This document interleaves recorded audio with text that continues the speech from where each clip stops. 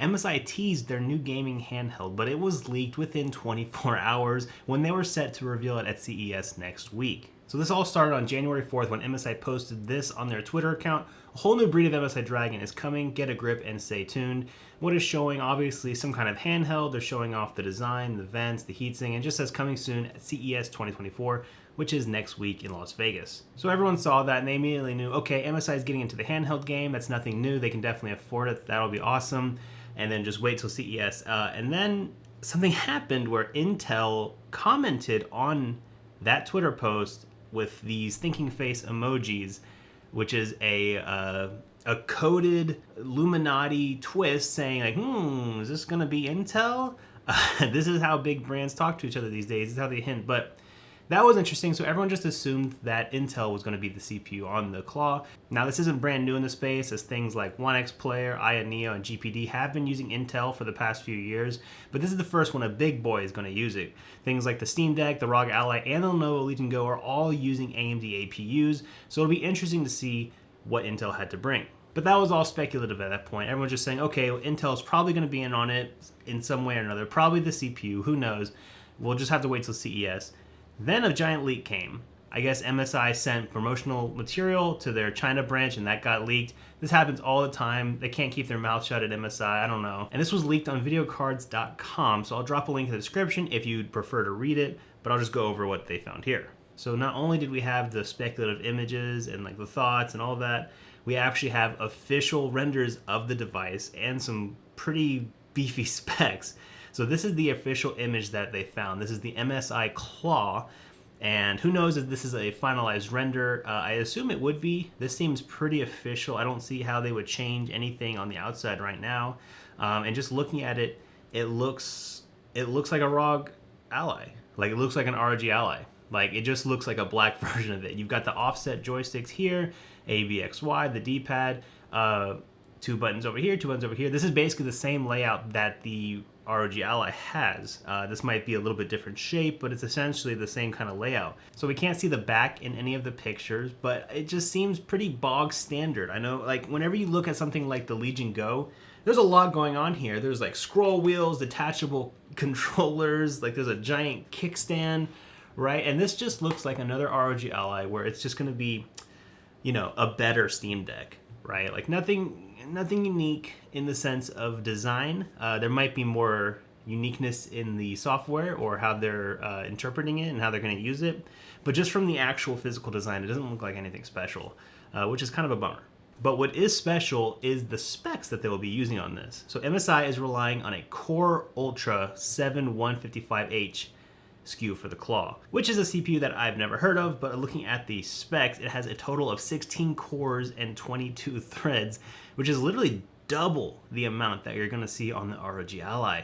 That doesn't necessarily mean we're going to see double the FPS, but I mean, just having double the cores really means that you're going to be able to get a lot more multitasking on this and maybe even some better gaming performance. It's hard to compare apples to oranges because one is Intel and one is AMD, and again, we don't have much else other than these stats. We don't have any benchmarks yet. We don't have any idea. We just have the name of the CPU, the cores, the threads, and we do have the base frequency of 3.8 gigahertz. So while the ROG Ally and things like the Steam Deck are using RDNA 3, this is actually going to be relying on Alchemist architecture on that Intel CPU. So this is going to be the first time a big name player has gotten in with an Intel APU to power their handheld device, which is going to be very cool to see. I can't wait to see what happens with it. The 155H is a 28 watt processor with max turbo power of 115 watts.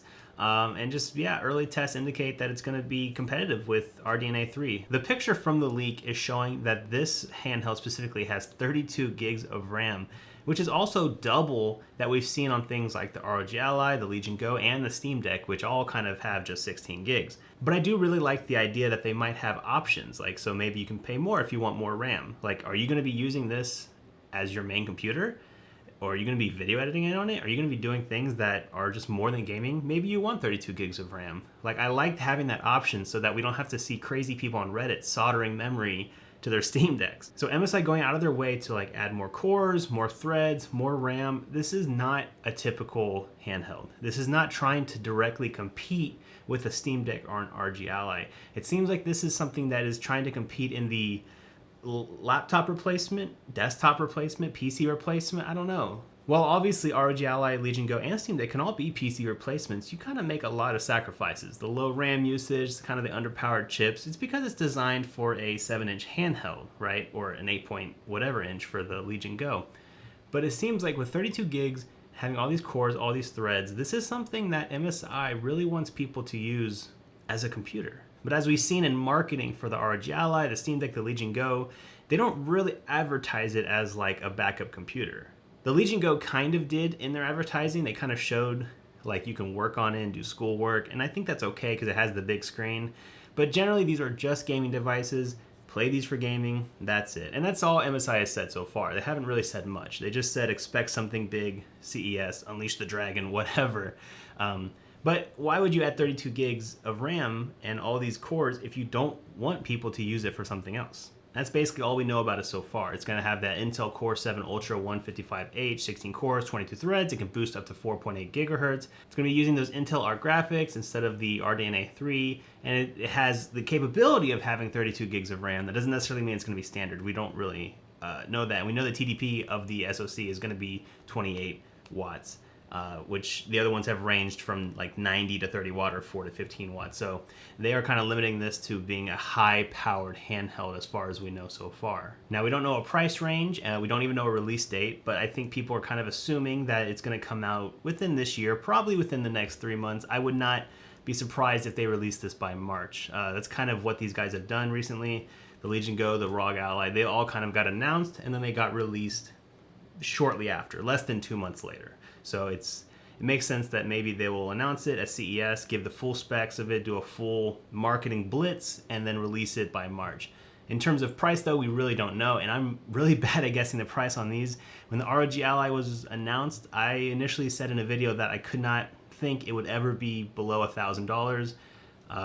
Lo and behold, I was way off because you could have bought it at launch for $700. So I was way off on that, and so I don't want to guess a price right now because I'm really bad at it, but if I had to guess, I'm going to do it anyway.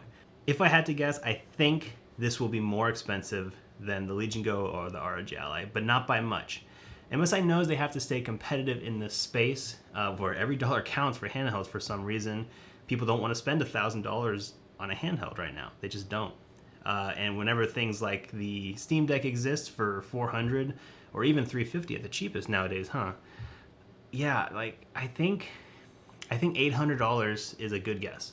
And from what we've seen so far, I think that's a good price point. I think they're going to have variableness like, how much SSD do you want? How much RAM do you want? Hopefully they don't make a stupid low-powered version like the ROG Ally did. That flopped. That was a dumb idea. Hopefully they just stick with this, keep it high-powered, keep it high-core, high-thread.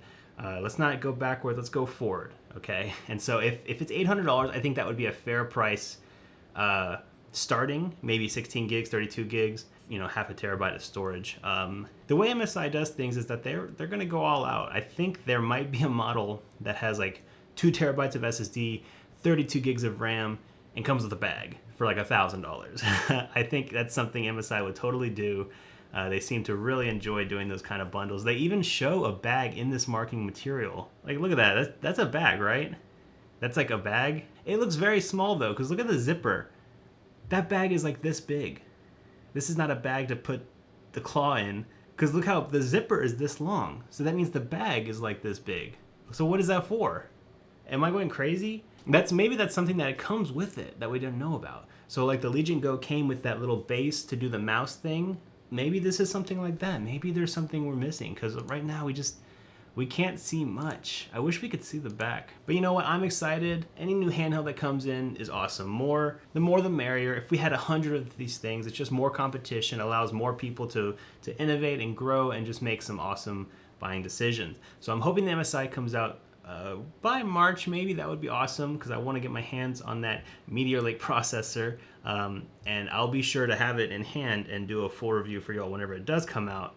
But stay tuned, because next week at CES, we're going to have a lot more details about the Claw coming out as more people are there. I won't be there, but I'll be sure to get some coverage going for y'all. So get subscribed for more Steam Deck, technology content, MSI Claw content, ROG Ally content, etc., etc. My name's Jason. Thanks for watching.